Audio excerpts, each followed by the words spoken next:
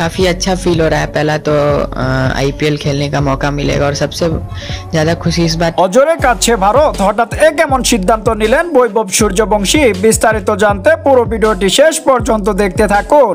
সুপ্রিয় দর্শক, আইপিএল ইতিহাসের রেকর্ড সাক্ষী থাকলো পুরো ক্রিকেট বিশ্ব। আইপিএলে ব্যাট হাতে 14 বছর বয়সী এই ব্যাটসম্যান যে তাণ্ডব চালিয়েছেন, তারপর থেকে এই ব্যাটারের নাম কারো কাছেই হয়তো অজানা নয়।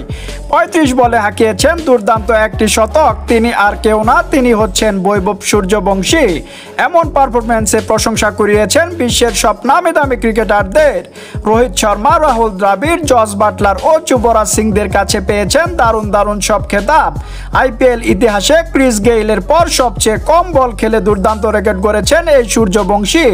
এই দুর্দান্ত রেকর্ডের পরেই হঠাৎ কেমন সিদ্ধান্ত নিলেন তিনি।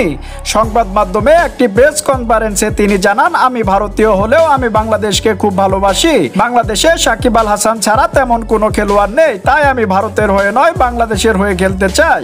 বৈভব সূর্যবংশীর এমন কথাই চটেছেন ভারতীয় ক্রিকেট দলও। প্রিয় ভিউয়ার, সব সমালোচনাকে উড়িয়ে দিয়ে বৈভব সূর্যবংশী যদি বাংলাদেশের হয়ে ক্রিকেট খেলতে আসে তাহলে কেমন হবে অবশ্যই কমেন্ট করে জানিয়ে দিবেন। আর খেলাধুলার নতুন নতুন ভিডিও সবার আগে পেতে চ্যানেলটি সাবস্ক্রাইব করে পাশে থাকা বেল আইকনে প্রেস করে দিয়ে আমাদের সাথেই থাকবেন। Thanks for watching video.